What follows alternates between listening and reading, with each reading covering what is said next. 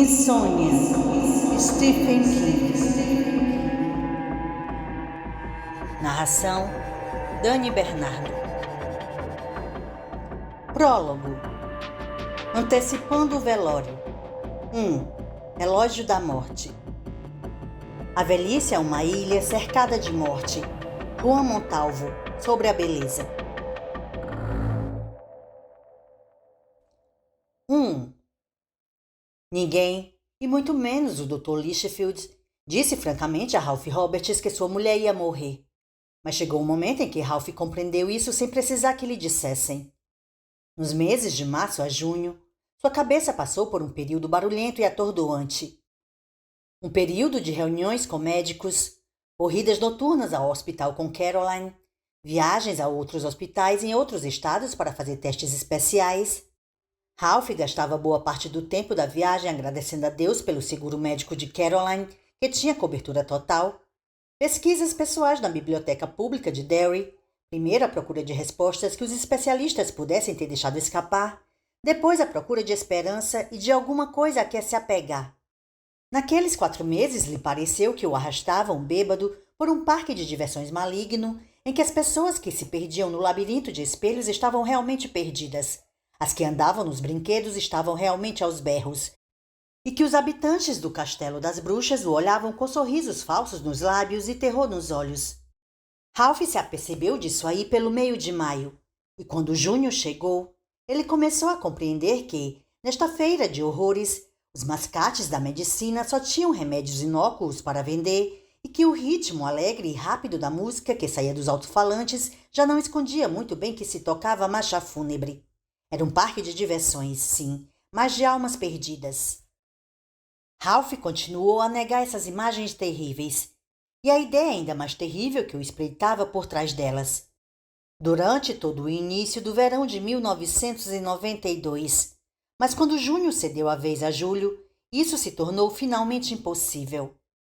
A pior onda de calor desde 1971 atravessou o Maine Central.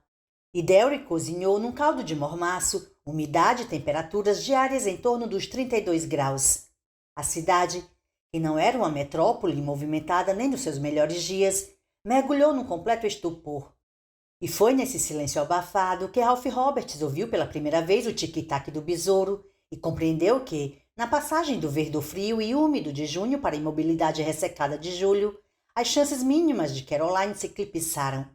Ela ia morrer. Não neste verão, provavelmente. Os médicos diziam que ainda contavam com alguns coringas escondidos nas mangas, e Ralph tinha certeza que sim, mas no outono ou no inverno. A companheira de uma vida, a única mulher que amara, ia morrer. Ele tentava negar a ideia, censurava-se por ser um velho mórbido, mas nos silêncios ofegantes daqueles longos dias de calor, Ralph ouvia o tic-tac em toda parte. Chegava a lhe parecer que vinha de dentro das paredes. Contudo, era mais forte quando vinha da própria Caroline e, quando ela virava o rosto calmo e pálido para ele, talvez para pedir que ligasse o rádio enquanto ela descascava vagens para o jantar, ou lhe pedir para correr ao mercadinho e lhe comprar um sorvete, Ralph percebia que Caroline também ouvia o tic-tac. Lia isto nos seus olhos escuros, a princípio, somente quando ela se encontrava lúcida. Porém, mais tarde, mesmo quando seus olhos se embaçavam com os analgésicos que tomava.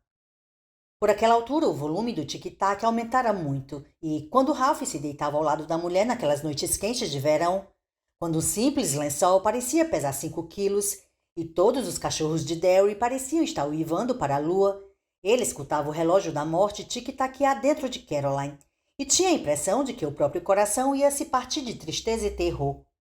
Quanto ela teria que sofrer até chegar ao fim? Quanto ele teria que sofrer? E como seria possível viver sem ela? Foi durante esse período estranho e sobrecarregado que Ralph começou a fazer caminhadas cada vez mais longas nas tardes quentes de verão e durante os lentos crepúsculos, voltando muitas vezes demasiado exausto para comer.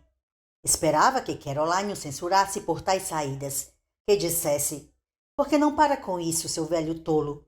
Você vai se matar se continuar a caminhar neste calor." Mas nunca disse nada e ele gradualmente percebeu que ela nem sequer sabia. Que ele saía sim, Isso ela sabia, mas não quantos quilômetros caminhava, ou que muitas vezes tornava a casa trêmulo, exausto, prestes a ter uma insolação. No passado, parecera a Ralph que ela via tudo, até mesmo uma alteraçãozinha mínima na risca que repartia seus cabelos. Agora não. O tumor no cérebro lhe roubara o poder de observação da mesma maneira que em breve lhe roubaria a vida. Então ele caminhava, saboreando o calor ainda que, por vezes, sua cabeça girasse e seus ouvidos zumbissem, saboreando-o principalmente porque fazia seus ouvidos zumbirem. Havia mesmo vezes em que, por horas inteiras, os ouvidos zumbiam tão alto e a cabeça latejava tão forte que ele não conseguia ouvir o tic-tac do relógio da morte de Caroline. Caminhou por grande parte de Derry naquele junho calorento. Um velho de ombros estreitos e cabelos brancos que começavam a ralear e grandes mãos que ainda pareciam capazes de trabalho pesado. Ele caminhava da rua Witcham até Barons, da rua Kansas até Newbold, da rua central à ponte Kissen. Mas seus pés o levavam com mais frequência para oeste pela avenida Harris, onde Caroline Roberts, ainda bela e muito amada, vivia seu último ano numa névoa de dores de cabeça e morfina, até o prolongamento da avenida Harris, conhecida como extensão da Harris, e o aeroporto municipal de Derry. Ele fazia todo esse percurso, que não tinha árvores e ficava inteiramente exposto ao sol inclemente, até sentir as pernas ameaçarem bambear e ceder sob o peso do corpo. Ponto em que iniciava a volta. Muitas vezes parava para recuperar o fôlego em uma área de piquenique sombreada, próxima à entrada de serviço do aeroporto. À noite o lugar era ponto de biritagem e namoro para adolescentes, e vibrava ao som do rap vindo dos rádios boombox. Mas durante o dia era domínio mais ou menos exclusivo de um grupo que o amigo de Ralph, Bill McGovern, chamava os coroas da Avenida Harris. Os coroas se reuniam para jogar xadrez e cartas ou apenas para uma conversa fiada. Ralph conhecia muito deles há anos. Chegara a frequentar o primário com Stan Eberly e se sentia à vontade com todos, desde que não se intrometessem muito em sua vida. A maior parte não se intrometia mesmo. Eram, na maioria, Yankees da velha guarda, condicionados a acreditar que assunto que homem não comenta é assunto que só interessa a ele e a mais ninguém.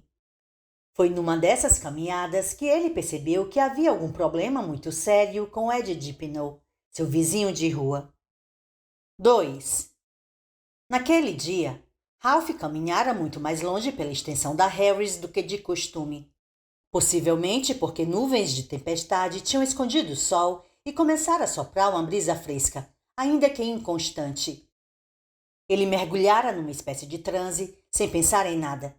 Sem olhar para nada, exceto as pontas empoeiradas dos seus tênis, quando o voo 445 da United Airlines, procedente de Boston, passou rasante, trazendo-o de volta ao presente com o silvo aterrador de suas turbinas. Ele observou o avião ainda alto cruzar os trilhos da velha estrada de ferro GS e WM e a cerca de arame que demarcava o terreno do aeroporto. Observou-o baixar em direção à pista. Reparou nos rolos de fumaça azulada que escaparam quando as rodas tocaram o chão. Então consultou o relógio, viu que estava ficando tarde e ergueu os olhos arregalados para o teto cor de laranja da lanchonete Howard Johnson's mais além. Estivera em transe, sim. Caminhara mais de 8 quilômetros sem a menor noção da passagem do tempo. Tempo de Caroline, murmurou uma voz lá no fundo de sua mente. Isso mesmo, tempo de Caroline. Ela estaria lá no apartamento, contando os minutos que faltavam para lhe darem outro Darwin Complex.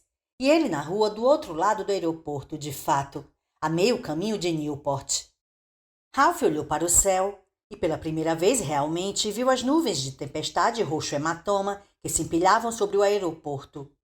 Não significavam chuva certa, por ora, mas se chovesse, ele quase certamente seria apanhado na rua. Não havia nenhum abrigo entre o lugar em que se encontrava e a areazinha de piquenique próxima à pista 3, e não havia nada ali a não ser um pequeno mirante desconjuntado que exalava sempre um leve odor de cerveja. Deu outra olhada num teto cor de laranja. Então meteu a mão no bolso direito e apalpou o macinho de notas preso por um clipe de prata, presente de Caroline no seu 65º aniversário. Não havia nada que o impedisse de esticar até o Howard Johnson's e chamar um táxi, a não ser talvez a cara que o motorista poderia fazer. Velho idiota! Talvez dissessem seus olhos no retrovisor. Velho idiota! Andou muito mais do que devia num dia quente desses. Se tivesse nadando, teria se afogado. Paranoia, Ralph, disse a voz em sua mente. E agora seu tom zombeteiro e ligeiramente condescendente lembrou-lhe de Bill McGovern. Bem, talvez fosse, talvez não. Mas, de qualquer jeito, pensou, arriscaria apanhar chuva e voltaria a pé. E se não cair a pé na chuva? No verão passado, as chuvas de pedras foram tão fortes que no mês de agosto uma delas quebrou as janelas por toda a zona oeste da cidade. Que chova a pedra então, falou. Não sou de me machucar à toa. Ralph começou a caminhar lentamente de volta à cidade pelo acostamento da extensão da Harris, seus velhos tênis aeróbicos levantando nuvencinhas de poeira pela rua. Já ouvia os primeiros roncos do trovão a oeste, onde as nuvens se empilhavam. O sol, embora escondido, recusava-se a desaparecer sem oferecer resistência. Contornava as bordas das nuvens com fitas faiscantes de ouro e ressurgia por entre as cristas das nuvens como um raio fragmentado de um enorme projetor de cinema.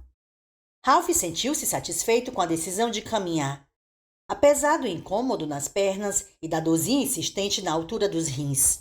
Pelo menos uma coisa é certa, pensou. Vou dormir hoje à noite. Vou dormir como a porra de uma pedra.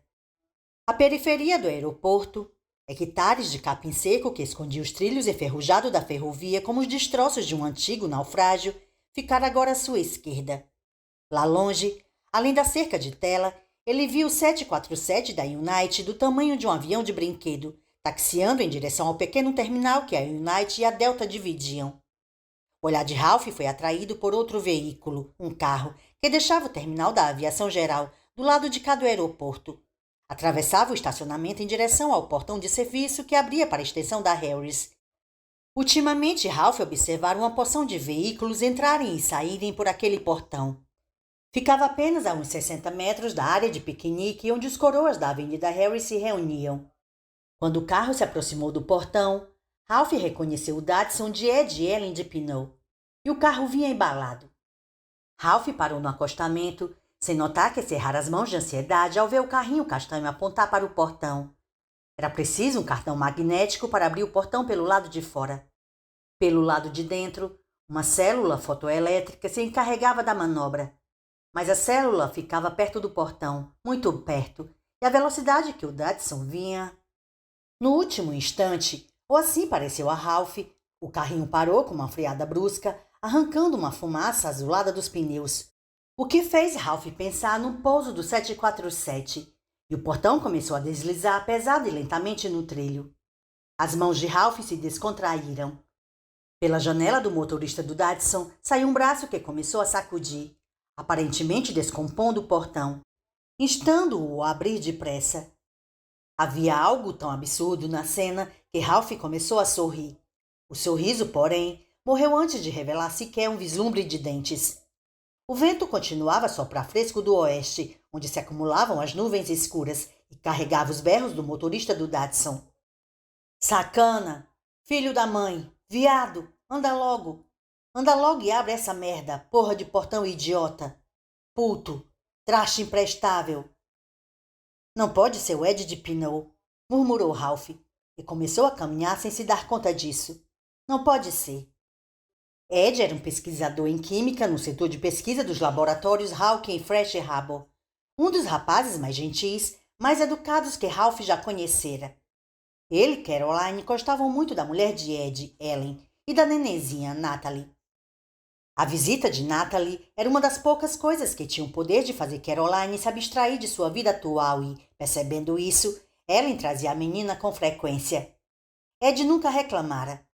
Havia homens, ele sabia, que não teriam gostado de ver a mulher correr para um casal de velhos da vizinhança todas as vezes em que a neném fazia alguma gracinha, principalmente quando a avó adotiva, no caso, estava doente. Ralph imaginava que Ed não seria capaz de mandar alguém para o inferno sem passar uma noite em claro cheio de remorsos, mas... Portão idiota! Abre essa merda logo, bundão! Mas pela voz era Ed. Mesmo a 200, 300 metros de distância, não havia dúvida de que era a voz de Ed. Agora o motorista do Datsun acelerava o motor como um garoto num carrão à espera do sinal abrir. Nuvens de fumaça mal cheirosas escapavam pelo cano de descarga. Assim que o portão se afastou o suficiente para deixar passar o Datsun, o carro saltou para a frente, espirrando pelo vão com o motor a toda e, quando isso aconteceu, Ralph pôde ver claramente o motorista. Agora estava suficientemente próximo para não ter dúvidas. Era mesmo o Ed. O Datsun sacolejou pelo trecho sem asfalto entre o portão e a extensão da Harris. Uma buzina tocou inesperadamente, e Ralph viu um Ford Ranger azul que se dirigia para oeste na extensão desviar-se para evitar o Datsun que avançava em sentido oposto. O motorista do furgão percebeu o perigo demasiado tarde, e Ed aparentemente não percebeu. Somente mais tarde é que Ralph veio a considerar a possibilidade de Ed ter colidido com o Ranger de propósito. Ouviu-se o ruído estridente de pneus freando, seguido da pancada oca do para-choques do Datsun entrando pela lateral do Ford. O furgão foi empurrado e parou atravessado na divisória amarela. O capô do Datsun enrugou, destrancou e se entreabriu. O vidro dos faróis tilintou pela estrada. Um instante depois, os dois veículos se encontravam imóveis no meio da estrada, trançados como numa escultura grotesca. Ralph continuou parado onde estava, observando o óleo se espalhar por baixo da frente do Datsun. Vira muitos acidentes em seus quase 70 anos, a maioria sem importância, 1 ou 2 sérios, e sempre se espantava com a rapidez com que aconteciam e a falta de teatralidade da cena. Não era como no cinema, onde a coisa era filmada em câmera lenta, ou em um videotape em que se podia rever o carro rolar de um penhasco quantas vezes se quisesse. Em geral, aparecia uma sucessão de manchas convergentes, seguida de uma rápida e inexpressiva combinação de sons. O guincho dos pneus, a batida oca do metal contra o metal, o tilintar do vidro. Então, voilá, tutti fini. Havia até uma espécie de protocolo para esse tipo de cena. Como se deve proceder numa batida a baixa velocidade? Claro que havia, refletiu Ralph. Ocorria provavelmente uma dúzia de pequenas batidas em Derry todos os dias, e talvez o dobro no inverno, quando nevava e as estradas se tornavam escorregadias. A pessoa descia do carro, ia ao encontro do oponente no ponto em que os dois veículos tinham batido, e onde, em geral, permaneciam enredados, olhava, balançava a cabeça. Às vezes, na verdade com frequência, essa fase do confronto era marcada por palavras iradas. Atribuía-se irrefletidamente a culpa com rispidez, impugnava-se a capacidade de dirigir do outro, ameaçava-se tomar medidas legais. Ralph supunha que o que os motoristas tentavam realmente dizer sem querer dizê-lo abertamente era: "Olha aqui, seu idiota, você me deu um puta susto." O passo final dessa dança infeliz era a troca dos sagrados pergaminhos do seguro. E era nessa altura que os motoristas começavam a controlar suas emoções galopantes, sempre num pressuposto de que ninguém se machucara, como parecia ser o presente caso. Às vezes, os motoristas envolvidos até terminavam com um aperto de mãos. Ralph preparou-se para observar tudo isso de um ponto privilegiado a menos de 150 metros de distância. Mas, assim que a porta do motorista do Datsun se abriu, ele percebeu que as coisas iam ser diferentes, que o acidente talvez não tivesse terminado. Continuava a acontecer. Certamente não parecia que alguém fosse apertar as mãos no fim dessa festa. A porta não abriu devagar, abriu bruscamente. Ed de Pinot projetou-se para fora e postou-se imóvel do lado do carro, os ombros estreitos recortados contra o fundo de nuvens cada vez mais volumosas. Usava um jeans desbotado e uma camiseta, e Ralph percebeu que até aquele dia jamais vira Ed usar uma camisa sem botões na frente. E trazia alguma coisa pendurada no pescoço. Uma coisa branca e comprida. Um cachecol? Parecia um cachecol. Mas por que alguém usaria um cachecol num dia tão quente como aquele? Ed ficou parado um instante do lado do carro ferido, parecendo olhar em todas as direções, exceto a esperada. Os movimentos breves e bruscos de sua cabeça estreita lembravam a Ralph a maneira com que os galos estudavam o terreiro à procura de invasores ou bisbilhoteiros. Alguma coisa nessa semelhança deixou Ralph inquieto. Nunca vira Ed olhar daquele jeito antes e supunha que isso fazia parte da cena, mas não era toda a cena. A verdade era muito simples. Nunca vira ninguém agir daquele modo. O trovão ressoava a oeste, mais forte agora e mais próximo. O homem que saiu do Ranger dava 2 de Ed de Pneu, possivelmente 3. Sua vasta e gorda barriga saltava por cima do cós enrolado da calça em sarja de algodão verde. Havia manchas de suor do tamanho de pratos de jantar sob as mangas de sua camisa branca aberta no colarinho. Ele levantou a aba do boné para ver melhor o homem que o abalroara. Seu rosto de queixo largo estava mortalmente pálido, exceto por 2 manchas rosadas como se usasse blush nas maçãs altas do rosto. E Ralph pensou, aí está o candidato perfeito a um ataque cardíaco. Se eu estivesse mais perto, aposto que veria os vincos nos lóbulos de suas orelhas. Ei! O grandalhão berrou para Ed. A voz que saía daquele peito largo e profundas entranhas era absurdamente fina, quase esganiçada. Onde foi que você comprou sua carteira? Na porra da Sears? A cabeça de Ed, que se movimentava vigilante e errática, virou-se imediatamente em direção à voz do grandalhão. Quase parecia se orientar para a voz como um avião por um radar. E Ralph então reparou pela primeira vez no olhar de Ed. Sentiu no peito um lampejo de alarme e imediatamente correu para o local do acidente.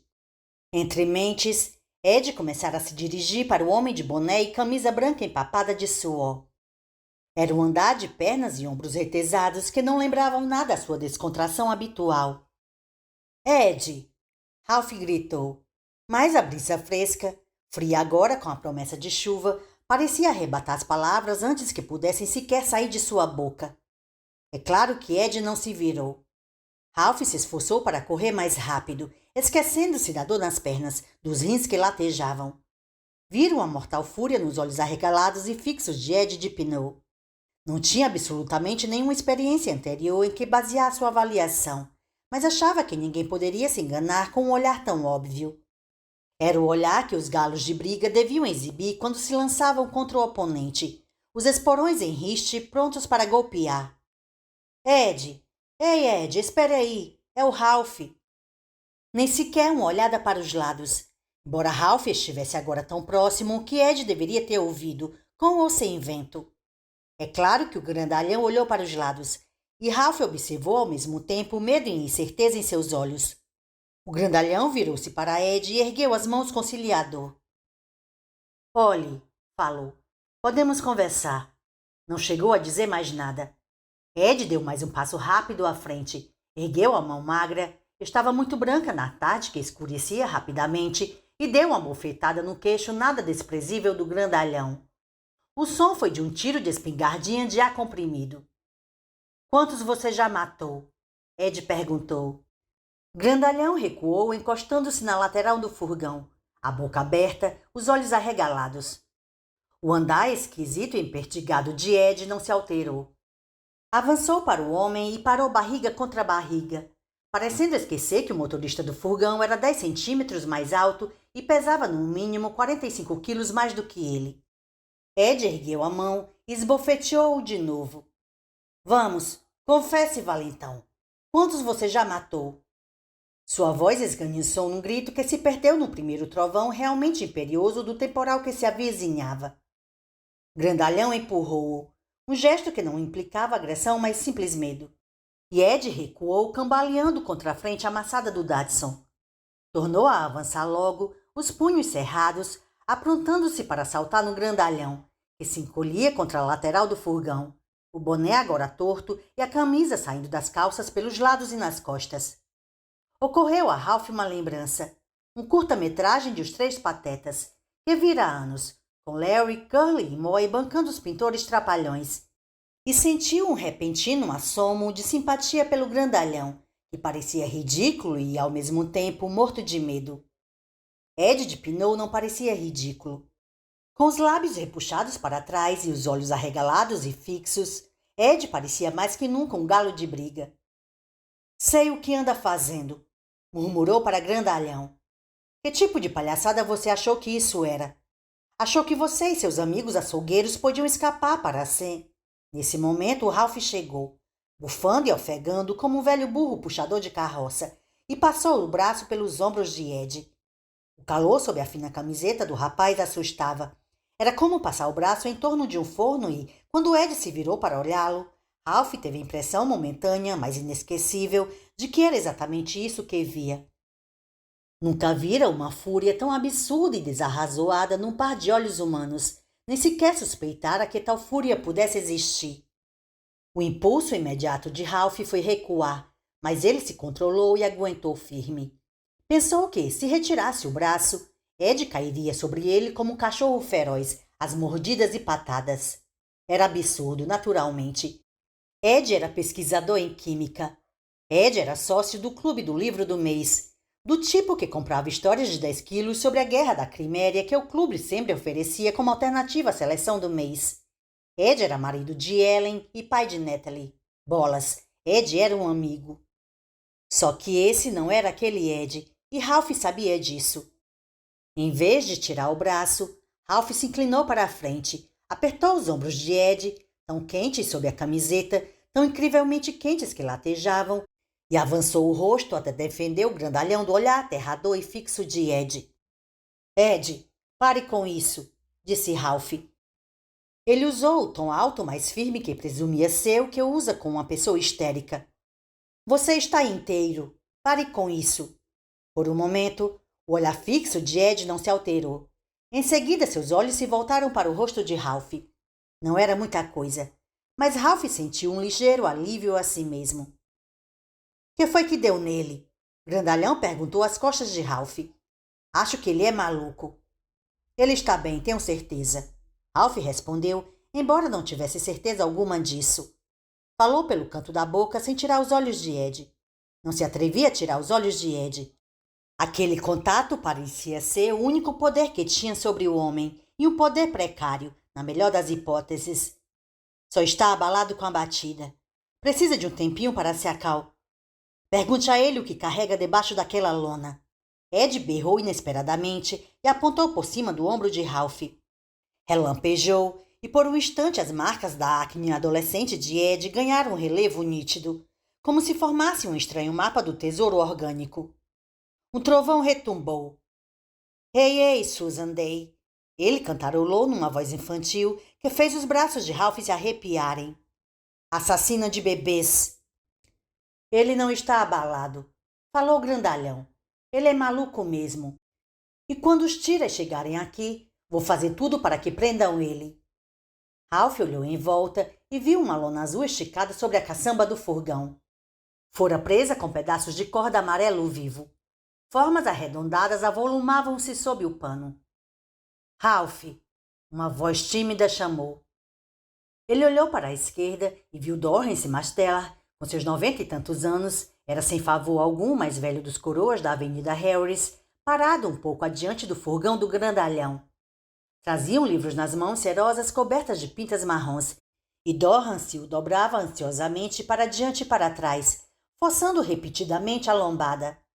Ralph supôs que fosse um livro de poemas, porque até então fora só o que vira Dorrance ler. Ou quem sabe, ele nem sequer os lesse. Quem sabe apenas gostasse de segurar os livros e contemplar as palavras artisticamente ordenadas. Ralph, qual é o problema? O que está acontecendo? Mas relâmpagos riscaram o céu, um esgar branco arroxeado de eletricidade. Dorrance ergueu os olhos para o relâmpago como se não tivesse certeza de onde estava, nem de quem era, nem do que via. Ralph gemeu por dentro. Dorrance, começou a falar, mas Ed se arremessou por debaixo dele, como um animal selvagem que tivesse se aquietado apenas para recuperar as forças. Ralph cambaleou e então empurrou Ed contra o capô amassado do Datsun. Estava em pânico, inseguro do que fazer em seguida ou como fazê-lo. Havia coisas demais acontecendo ao mesmo tempo. Sentiu os músculos dos braços de Ed vibrarem violentamente sob suas mãos. Era como se o sujeito tivesse engolido um pedaço do relâmpago que se espalhava pelo céu.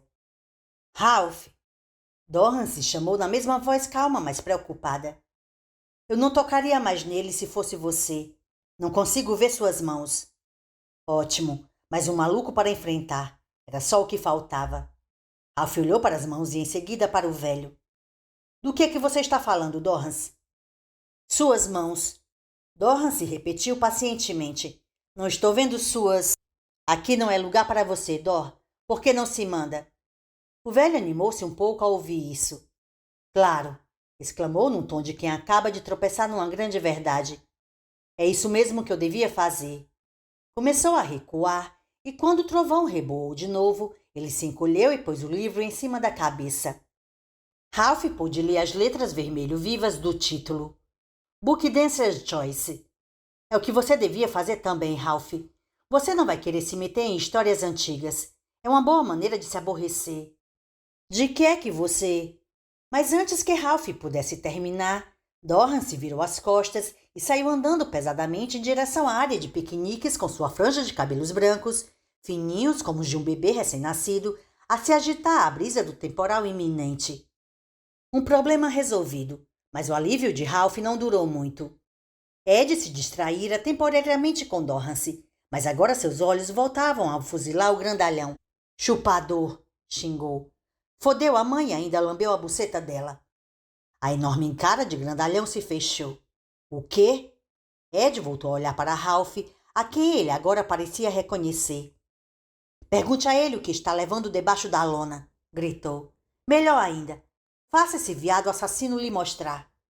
Ralph olhou para o homem. Que é que tem ali debaixo? É da sua conta? Grandalhão perguntou, talvez tentando parecer truculento. Avaliou a expressão dos olhos de Ed de Pinot e deu mais 2 passos enviesados, recuando. Da minha não, mas parece que é da dele. Ralph respondeu, erguendo o queixo na direção de Ed. Vê se me ajuda a acalmar ele, tá bem? É seu conhecido? Assassino, Ed repetiu, e desta vez avançou com força suficiente para fazer Ralph recuar um passo. Contudo, alguma coisa começava a mudar. Ralph achou que a expressão vazia e aterradora desaparecia lentamente dos olhos de Ed. Parecia haver um pouco mais de Ed na expressão do que antes, ou talvez isso fosse apenas fantasia de sua parte. Assassino! Assassino de criança! Meu Deus, que piração! Falou grandalhão, mas foi até a traseira da caçamba, deu um safanão em uma das cordas para soltá-la e levantou uma ponta da lona. Debaixo havia 4 barris de aglomerado, cada um com o rótulo de mato-mato. Fertilizante orgânico, explicou grandalhão, os olhos correndo de Ed para Ralph e de volta a Ed. Tocou a aba do boné com a marca Jardineiros do West Side. Passei o dia trabalhando nos canteiros de flores na ala psiquiátrica do Hospital de Derry, onde o senhor poderia passar umas fériasinhas, meu amigo. Fertilizante? Ed perguntou. Parecia dirigir a pergunta a si mesmo. Levou a mão esquerda lentamente à têmpora e começou a massageá-la. Fertilizante? Falava como alguém que questionasse uma descoberta científica simples, porém espantosa. Fertilizante, grandalhão confirmou. Olhou de volta para Ralph e disse: Esse cara não bate bem da bola, sabia? Ele está confuso, só isso, respondeu Ralph sem graça. Debruçou-se sobre a lateral do furgão e bateu na tampa de um barril. Então virou-se novamente para Ed e falou: Barris de fertilizante. Satisfeito? Não recebeu resposta. Ed ergueu a mão direita e começou a massagear a outra têmpora. Parecia uma pessoa acometida de uma terrível enxaqueca. Satisfeito? Ralph repetiu mansamente. Ed fechou os olhos por um instante e, quando os reabriu, Ralph reparou que brilhavam e imaginou serem lágrimas. Ed passou a língua delicadamente por um canto da boca, depois pelo outro. Pegou a ponta do cachecol de seda, enxugou a testa e, ao fazê-lo, Ralph reparou que havia caracteres chineses bordados em vermelho, acima da franja. Acho que talvez...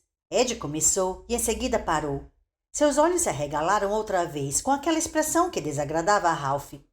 Bebês, disse rouco. Está me ouvindo? Bebês. Ralph empurrou-o contra o carro pela 3ª ou 4ª vez. Já perdera a conta. Do que está falando, Ed? Ocorreu-lhe subitamente uma ideia. De Natalie? Você está preocupado com Natalie? Um sorrisinho maroto passou pelos lábios de Ed. Olhou para o homem como se não visse Ralph. Fertilizante, é? Então, se é só isso que é, você não vai se importar de abrir um barril, não é mesmo? Grandalhão lançou a Ralph um olhar inquieto. O cara precisa de um médico, falou. Talvez precise, mas achei que estava se acalmando. Será que podia abrir um desses barris? Quem sabe ele se sentiria melhor. Claro, que diferença faz? Perdido por um, perdido por mil. Mais um relâmpago clareou o céu, mais um trovão explodiu. Pareceu reboar pelo céu inteiro desta vez, e um pingo gelado de chuva bateu na nuca suada de Ralph.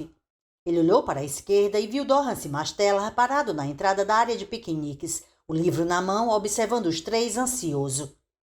Parece que vai chover para caramba, disse Grandalhão, e o material não pode molhar. Provoca uma reação química. Por isso deu uma olhada rápida. Tateou por um instante o espaço entre os barris e a lateral do furgão e retirou um pé de cabra. Devo ser tão maluco quanto ele para estar fazendo isso, falou para Ralph.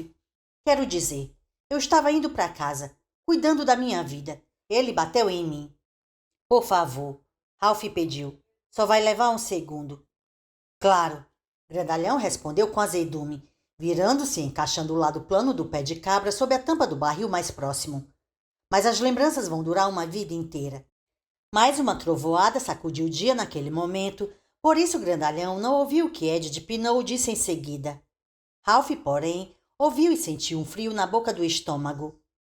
Os barris estão cheios de bebês mortos, falou Ed. Você vai ver. Grandalhão soltou a tampa do barril da ponta e foi tal a convicção na voz de Ed que Ralph quase esperou ver um emaranhado de braços, pernas e cabecinhas peladas. Em vez disso, viu uma mistura de cristalzinhos azuis e uma substância parda. O barril exalava um forte cheiro de adubo, com um leve toque de substância química. Viu? Está satisfeito? Grandalhão perguntou, dirigindo-se diretamente a Ed de novo. Afinal, não sou nenhum criminoso, nenhum tarado. E agora? A expressão de atordoamento voltou ao rosto de Ed, e quando o trovão ribibou novamente no céu, ele se contraiu um pouco. Debruçou-se, esticou a mão para o barril, então, com os olhos, fez uma pergunta ao Grandalhão. O homem concordou com a cabeça, quase com pena, pensou Ralph. Claro, pode pegar, por mim tudo bem. Mas se chover enquanto estiver com a mão cheia, você vai dançar mais do que o John Travolta. Isso queima. Ed meteu a mão no barril, pegou um pouco da mistura e deixou-a escorrer por entre os dedos. Lançou a Ralph um olhar perplexo. Havia um quê de constrangimento naquele olhar também, pensou Ralph, e em seguida afundou o braço no barril até o cotovelo. Ei! Grandalhão exclamou espantado. Isso não é uma caixa de estalinhos. Por um instante, aquela expressão marota reapareceu no rosto de Ed. Uma expressão que dizia, pensou que ia me passar a perna, e então se amenizou, transformando-se novamente em espanto ao constatar que não havia no fundo nada além de fertilizante. Quando retirou o braço do barril, estava empoeirado e rescindia a mistura. Outro relâmpago explodiu sobre o aeroporto. O trovão que se seguiu foi quase ensurdecedor. Limpe o fertilizante da pele antes que chova. Estou lhe avisando, disse Grandalhão. Meteu a mão pela janela aberta do furgão do lado do passageiro e voltou com um saco do McDonald's. Apalpou o interior, tirou uns guardanapos e entregou-os a Ed, que começou a limpar o fertilizante do braço, parecendo alguém num sonho. Enquanto fazia isso, Grandalhão repôs a tampa no barril e deu umas pancadinhas com um punho grande e sardento para encaixá-la, lançando olhares rápidos para o céu que escurecia. Quando Ed tocou o ombro da camisa branca, o homem se enrijeceu e se afastou, espiando Ed preocupado. Acho que devo lhe pedir desculpas, disse Ed, e para Ralph sua voz soou completamente clara e sensata pela primeira vez. Você é muito metido, disse Grandalhão, mas havia alívio em sua voz. Ele voltou a esticar a lona plastificada e prendeu-a no lugar com uma série de gestos rápidos e eficientes. Observando-o, Ralph percebeu que ladrão sorrateiro é o tempo. Já fora capaz de atar aqueles mesmos nós com a mesma destreza. Hoje ainda seria capaz de atá-los, mas levaria pelo menos 2 minutos e talvez 3 bons palavrões. Grandalhão deu umas palmadinhas na lona e voltou-se para os dois, cruzando os braços no seu respeitável peito. O senhor viu o acidente? Perguntou a Ralph. Não. Ralph respondeu prontamente. Não sabia por que estava mentindo, mas a decisão fora instantânea. Estava olhando o avião pousar, o da United. Para sua total surpresa, as manchas vermelhas no rosto do grandalhão começaram a se espalhar. Você também estava olhando o avião, Ralph pensou de repente. E não foi só enquanto pousava. Ou você não estaria corando desse jeito? Você estava olhando o avião taxiar. O pensamento foi seguido de uma revelação. Grandalhão pensava que o acidente fora sua culpa, ou que talvez o tira ou os tiras que aparecessem para investigar o ocorrido entendessem assim. Estivera observando o avião e não percebera Ed sair desembestado pelo portão de serviço e entrar na extensão da Harris. Olha aqui, eu realmente lamento o que aconteceu, Ed dizia com sinceridade, mas parecia mais do que penalizado. Parecia desalentado. Inesperadamente, Ralph se viu refletindo até que ponto poderia confiar naquela expressão e se teria realmente a menor ideia do Ei, Susan Day, que acabara de acontecer ali. E diabos, afinal quem era Susan Day? Bati com a cabeça no volante. Ed estava dizendo. E acho que, você sabe, a pancada me deixou meio atrapalhado. Acho que deixou mesmo. Grandalhão concordou. Coçou a cabeça, ergueu os olhos para o céu de nuvens escuras e pesadas, depois tornou a olhar para Ed. Vou lhe fazer uma proposta, companheiro. Que proposta? A gente troca nome e número de telefone em vez de passar por toda aquela confusão do seguro. Então você segue o seu caminho e eu o meu. Ed olhou indeciso para Ralph, que sacudiu os ombros, e em seguida para o homem com o boné dos jardineiros do West Side. Se os tiras se meterem na história, continuou o grandalhão, vou entrar bem. A primeira coisa que vão descobrir quando pedirem a minha ficha é que levei uma multa porque estava dirigindo embriagado no inverno passado e que agora estou com uma carteira provisória. Iam criar problemas para mim até mesmo se eu estivesse na Main Street e a preferencial fosse minha. Está me acompanhando? Estou, respondeu Ed. Acho que estou. Mas o acidente foi por minha culpa. Eu vim em alta velocidade. Talvez o acidente mesmo não seja lá tão importante, falou grandalhão. E em seguida olhou desconfiado para os lados e para um furgão fechado que ia parando no acostamento. Virou-se de novo para Ed e falou mais depressa. Você perdeu um pouco de óleo, mas já parou de pingar. Acho que pode voltar para casa dirigindo o carro, se é que mora na cidade. Você mora na cidade? Moro, informou Ed. E eu pagaria os consertos até uns $50. Ocorreu a Ralph outra revelação. Era só o que poderia explicar a repentina mudança no homem, de truculência para algo que beirava a adulação. Uma multa por dirigir embriagado no inverno passado? Provavelmente. Mas Ralph nunca ouvira falar de carteiras provisórias e achou que, com certeza, aquilo era mentira. Então o tal do jardineiro do West Side andava dirigindo sem carteira. O que complicava a situação era o seguinte. Ed estava dizendo a verdade. O acidente foi inteiramente sua culpa. Se formos embora e dermos o caso por encerrado, Grandalhão prosseguiu. Não vou precisar explicar outra vez porque minha carteira foi retirada. E você não vai ter que explicar porque saltou do carro e começou a meter a mão na minha cara e a gritar que eu levava uma carga de cadáveres. Eu falei mesmo isso? Ed perguntou, parecendo espantado. Você sabe que sim. Grandalhão respondeu mal-humorado. Uma voz com um leve sotaque franco-canadense perguntou. Tudo bem por aqui, rapazes? Ninguém se machucou? Ei, Ralph, é você? O furgão que parara trazia os dizeres Tinturaria Derry na lateral. E Ralph reconheceu no motorista um dos irmãos Venchon, Joe de Cape. Provavelmente Trigger, o mais novo. Sou eu, respondeu Ralph. E sem saber ou se perguntar por quê, agia por puro instinto a essa altura, aproximou-se de Trigger, passou um braço pelos seus ombros e reconduziu-o ao furgão da tinturaria. Os caras estão bem? Ótimos, disse Ralph. Olhou para trás e viu que Ed e Grandalhão estavam parados ao lado da caçamba do furgão com as cabeças quase unidas. Caiu mais uma rajada de chuva fria, tamborilando na lona azul como dedos impacientes. Foi só um amassãozinho. Eles já estão resolvendo tudo. Beleza, beleza, comentou Trigger Fanchon satisfeito. Como é que vai aquela sua mulherzinha bonita, Ralph? Ralph contraiu-se, sentindo-se de repente como um homem que se lembra, à hora do almoço, que esqueceu de desligar o fogão antes de sair para trabalhar. Nossa! exclamou e consultou o relógio, torcendo para ainda serem 5h15, 5h30 na pior das hipóteses. Em vez disso, constatou que faltavam 10 para as 6. Já passavam 20 minutos da hora em que Caroline esperava que trouxesse um prato de sopa e meio sanduíche. Estaria preocupada. Na verdade, com os relâmpagos e os trovões ecoando pelo apartamento vazio, devia estar apavorada. E se chovesse, não conseguiria fechar as janelas. Quase não lhe restavam forças nas mãos. Ralph? Trigger chamou. Algum problema?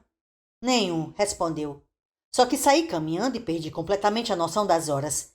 Então aconteceu esse acidente e... Será que você me levaria até em casa, Trigger? Eu pago a corrida. Não precisa pagar nada, falou Trigger. Fica no caminho. Entre, Ralph. Você acha que aqueles caras vão ficar bem? Não vão querer descontar um no outro, nem nada do gênero? Não, respondeu Ralph. Acho que não. Espere um segundo. Ralph foi até Ed. Tudo bem aí? Vocês estão conseguindo acertar tudo? Estamos, respondeu Ed. Vamos resolver as coisas entre nós. Por que não? Afinal, foram só uns vidros partidos. Falava agora como Ed de sempre, e o grandalhão de camisa branca o observava com uma expressão quase respeitosa.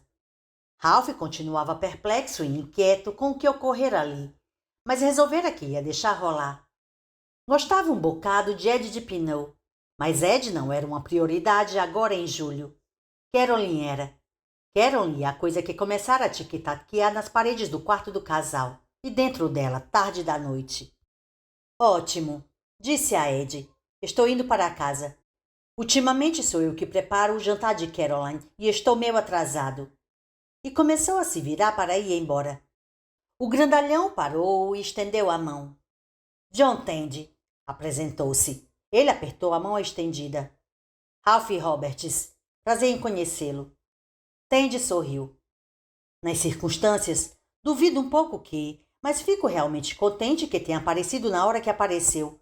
Por alguns segundos ali pensei que a gente ia se atracar. Eu também pensei. Ralph respondeu mentalmente. Observou Ed. Seu olhar preocupado reparou na insólita camiseta colada na cintura magra do rapaz e no cachecol de seda branca com caracteres bordados em vermelho. Não lhe agradou muito a expressão nos olhos de Ed quando se entreolharam. Ed talvez não tivesse retornado de todo. Tem certeza de que está bem? Ralph perguntou. Queria ir embora. Queria voltar para Caroline, mas por alguma razão relutava. A sensação de que aquela situação continuava pouco normal persistia. Estou ótimo. Ed respondeu rápido e lhe deu um grande sorriso que não chegou a alcançar seus olhos verdes escuros. Eles estudaram Ralph atentamente, como se perguntassem quanto teria visto e de quanto, e Susan Day se lembraria mais tarde. 3. O interior do furgão de Trigger Vachon cheirava roupas limpas e recém-passadas. Um aroma que, por alguma razão, sempre lembrava a Ralph pão fresco. Não havia assento de passageiro, de modo que se agachou, passou uma mão na maçaneta e se agarrou com a outra na borda de uma cesta de lavanderia. Cara, aquela história lá atrás me pareceu bem esquisita. Trigger comentou, espiando pelo espelho retrovisor. E você não sabe nem a metade, retrucou Ralph. Conheço o cara que estava dirigindo o carrão. O nome dele é de Pineau. Tem uma mulherzinha bonita, que às vezes manda roupa para lavar. Parece um cara legal normalmente. Mas não estava normal hoje, falou Ralph. Será que sentou em cima de um maribondo? Acho que sentou em cima de um enxame inteiro. Trigger riu de chorar, dando socos no grande volante gasto de plástico preto. Um enxame inteiro. Beleza, beleza. Vou guardar essa para mim. Trigger enxugou os olhos com um lenço quase do tamanho de uma toalha de mesa. Me pareceu que o senhor de Pineau saiu pelo portão de serviço daquele aeroporto. Isso mesmo. A pessoa precisa de um passe para usar aquela saída, comentou Trigger. Como será que o senhor Dee arranjou um passe? Ralph refletiu, franzindo a testa, depois sacudiu a cabeça. Não sei, nunca pensei nisso. Vou perguntar a ele da próxima vez em que eu o encontrar. Faça isso. E pergunte como andam os maribondos. Isso provocou um novo acesso de riso, que, por sua vez, ocasionou mais floreios com um lenço de ópera bufa. Quando saíram da extensão da Harris para entrar na Avenida Harris propriamente dita, o temporal finalmente desabou. Não choveu pedra, mas a chuva caiu como um extravagante dilúvio de verão, tão pesada a princípio que Trigger precisou reduzir a marcha do furgão ao mínimo. Nossa! Exclamou cheio de assombro. Parece até aquele baita temporal de 85, quando metade do centro da cidade desabou dentro do canal. Tá lembrado, Ralph? Estou. Vamos rezar para que isso não aconteça de novo. Não. Trigger respondeu com um sorriso, espiando por entre os extravagantes limpadores de para-brisa. Agora os caras já consertaram as galerias pluviais. Beleza. A combinação da chuva fria com a cabine quente fizeram a metade inferior do para-brisa embaçar-se. Sem pensar, Ralph esticou o dedo e desenhou uma figura no vidro embaçado. — Que é isso? Perguntou Trigger. Para falar a verdade, não sei. Parece chinês, não é? Vi no cachecol que Ed de Pinot estava usando. Parece que já vi isso antes, disse Trigger, dando uma olhada. Então soltou uma risadinha e gesticulou. Quer saber uma coisa? A única coisa que sei dizer em chinês é Mugu Gei Pen. Ralph sorriu, mas parecia contrafeito. Era Caroline. Agora que se lembrara dela, não conseguia parar de pensar. Não conseguia parar de imaginar as janelas abertas, as cortinas esvoaçando como os braços fantasmagóricos de uma ilustração de Edward Gorey, enquanto a chuva entrava. Você ainda mora naquele sobrado em frente ao mercadinho? Moro. Trigger parou junto ao meio-fio e os pneus do furgão levantaram grandes leques de água. A chuva continuava a cair torrencialmente. Os relâmpagos cortavam o céu, o trovão estrondeava. É melhor você esperar aqui comigo mais um pouco, Trigger falou. Essa chuva vai passar já já. Não se preocupe. Ralph achou que nada o seguraria naquele furgão nem mais um segundo, nem mesmo algemas. Obrigado, Trigger. Espera um instantinho. Vou te dar um pedaço de plástico para você cobrir a cabeça que nem um chapéu. Não, estou bem assim. Não tem problema. Obrigado, vou. Não parecia haver jeito de terminar o que estava querendo dizer. E agora a sensação que o invadia beirava o pânico. Empurrou a porta de passageiro do furgão e saltou, mergulhando até os tornozelos na água fria que descia veloz pelo bueiro. Ele deu a Trigger um último aceno sem virar a cabeça e saiu apressado pela calçada até a casa que ele e Caroline dividia com Bill McGovern, procurando a chave nos bolsos enquanto andava. Quando chegou aos degraus da varanda, viu que não precisava de chave. A porta estava entreaberta. Bill, que morava no andar de baixo, muitas vezes se esquecia de trancá-la, e Ralph preferia pensar que fora Bill do que pensar que Caroline saíra para procurá-lo e fora apanhada pelo temporal. Essa era uma possibilidade que Ralph não queria sequer considerar. Correu pelo vestíbulo cheio de sombras, fazendo uma careta ao ouvir o trovão ribombar no céu, ensurdecendo-o, e seguiu até a escada. Parou ali por um momento, com a mão no pilar do corrimão, escutando a água da chuva pingar das calças e camisa encharcadas no chão de madeira de lei. Então começou a subir, querendo correr, mas incapaz de engrenar uma marcha mais veloz do que um andar apressado. Seu coração batia forte e rápido no peito. Os tênis empapados pareciam âncoras pegajosas a puxar seus pés e, por alguma razão, não parava de lembrar o jeito com que Ed de Pinot mexia a cabeça ao descer do Datsun. Aqueles movimentos bruscos e breves que o faziam parecer um galo procurando briga. O terceiro degrau rangeu alto, como sempre fazia, e o som provocou um tropel de passos no primeiro andar. Não trouxeram nenhum alívio porque não eram de Caroline. Isso ele percebeu logo, e quando Bill McGovern se debruçou sobre o balaústre, o rosto pálido e preocupado sob o chapéu Panamá, Ralph realmente não se surpreendeu. Desde a hora em que estava na extensão da Harris, tivera a sensação de que tinha havido algum problema, não foi? Foi, mas nas circunstâncias não se podia chamar isso de premonição. Estava descobrindo que, quando as coisas atingiam um certo ponto no caminho do erro, não podiam ser salvas nem revertidas. Tornavam-se cada vez mais erradas. Supunha que, em algum nível de sua consciência, sempre soubera disso. O que jamais suspeitara eram as proporções que assumiria esse erro. Ralph, Bill chamou. Graças a Deus. Caroline está tendo, bem, acho que é uma espécie de ataque. Acabei de chamar uma ambulância. Ralph descobriu que, afinal, era capaz de subir correndo os degraus restantes. 4. Ela estava deitada com metade do corpo dentro da cozinha e metade fora, os cabelos espalhados no rosto. Ralph achou que havia alguma coisa particularmente horrível na cena. Parecia desleixo, e se havia uma coisa que Caroline não admitia era desleixo. Ajoelhou-se ao lado da mulher e afastou os cabelos de seus olhos e testa. Sentiu a pele sob seus dedos tão gelada quanto seus próprios pés metidos em tênis encharcados. Eu quis deitá-la no sofá, mas ela é pesada demais para mim. Bill falou agitado. Tirara o chapéu Panamá e torcia nervosamente a aba. Minha coluna, você sabe. Eu sei, Bill, tudo bem, respondeu Ralph. Passou os braços por debaixo de Caroline e ergueu-a. Não lhe parecia nada pesada, mas leve. Quase tão leve quanto uma fava prestes a se romper e lançar os filamentos ao vento. Graças a Deus você estava aqui. Por pouco não estava. Bill replicou, seguindo Ralph à sala de estar e ainda torcendo o chapéu nas mãos. Fez Ralph lembrar o velho Dorrance Masterlar e seu livro de poemas.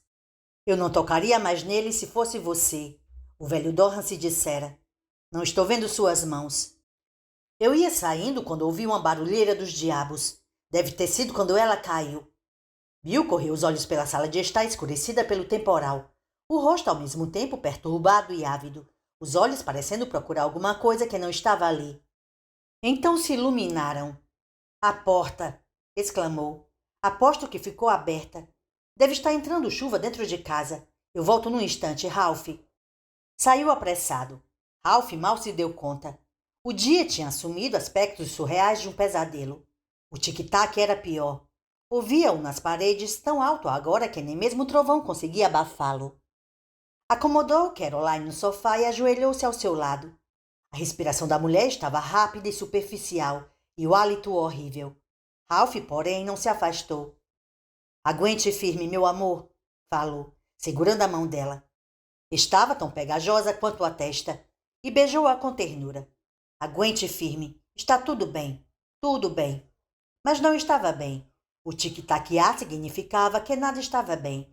E não vinha das paredes tampouco. Nunca viera das paredes, unicamente de sua mulher.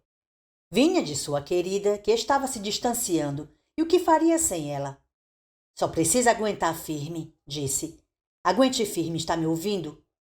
Beijou-lhe a mão outra vez e ergueu-a junto ao rosto, e, quando ouviu o ruído da ambulância que se aproximava, começou a chorar. 5.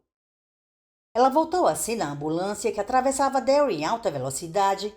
O sol reaparecera, as ruas molhadas fumegavam, e a princípio ela falara tão incoerentemente que Ralph teve certeza de que sofrera um derrame. Assim que começou a melhorar e a dizer algo com sentido, sofreu uma segunda convulsão. E foram precisos Ralph e um dos enfermeiros que atendera ao chamado para segurá-la na maca. Não foi o Dr. Leishfield que veio ver Ralph na sala de espera do terceiro andar no início da noite, mas o Dr. Jamal, o neurologista. Jamal conversou com ele em voz baixa e tranquilizadora e lhe disse que o estado de Caroline agora se estabilizara e que iam mantê-la internada aquela noite por precaução, mas que poderia voltar para casa pela manhã. Receitariam novos remédios, drogas caras, mas também maravilhosas. Não devemos abrir mão da esperança, Sr. Roberts, disse o Dr. Jamal. Não, concordou Ralph. Suponho que não. Ela terá outros ataques como esse, Dr. Jamal. Dr. Jamal sorriu. Falou com uma voz calma que se tornava ainda mais reconfortante graças ao ligeiro sotaque indiano. E embora o Dr. Jamal não afirmasse com franqueza que Caroline ia morrer, foi quem chegou mais próximo da verdade durante aquele longo ano em que ela lutou para se manter viva. A nova medicação, disse Jamal, provavelmente impediria novos ataques, mas as coisas tinham chegado a tal ponto que todas as previsões deviam ser encaradas com uma certa descrença. O tumor continuava a se espalhar, apesar de tudo que fora tentado, infelizmente. Talvez os problemas de controle motor apareçam em seguida, disse o Dr. Jamal com sua voz reconfortante. E receio dizer, observei que a visão piorou. Posso passar a noite com ela? Ralph perguntou baixinho. Ela dormirá melhor com a minha presença. Fez uma pausa e acrescentou. E eu também. Claro, disse o Dr. Jamal se animando. É uma ótima ideia. É, concordou Ralph com um peso na voz. Eu também acho. Então ele se sentou ao lado da mulher adormecida. Prestou atenção ao tic-tac que não estava nas paredes e pensou. Um dia desses, talvez neste outono, Talvez neste inverno estarei de volta a este quarto com Caroline. A frase não tinha um sentido especulativo, mas profético, e ele se curvou e encostou a cabeça no lençol branco que cobria o peito da esposa. Não queria chorar outra vez, mas acabou chorando um pouquinho. Aquele tic-tac, tão alto e tão firme. Gostaria de agarrar a coisa que está produzindo este som, pensou. Pularia em cima dela até transformá-la em caquinhos espalhados pelo chão. Deus é testemunha de que não estou mentindo. Adormeceu sentado pouco depois da meia-noite. Quando acordou na manhã seguinte, o ar estava mais fresco do que as últimas semanas, e Caroline completamente desperta, coerente, com os olhos brilhantes. De fato, mal parecia estar doente. Ralph levou-a para casa e deu início à tarefa nada pequena de tornar seus últimos meses o mais confortáveis possível. Passou-se um bom tempo até voltar a pensar em Ed de Pinot. Mesmo depois de começar a ver hematomas no rosto de Ellen de Pinot, passou-se muito tempo até voltar a pensar em Ed. Quando o verão se transformou em outono, e quando aquele outono foi escurecendo para se transformar no último inverno de Caroline, os pensamentos de Ralph ocupavam-se cada vez mais com o besouro, que parecia tic-taquear sempre mais alto, mesmo ao ir perdendo velocidade. Mas ele não sentia dificuldade em dormir. Isso veio depois.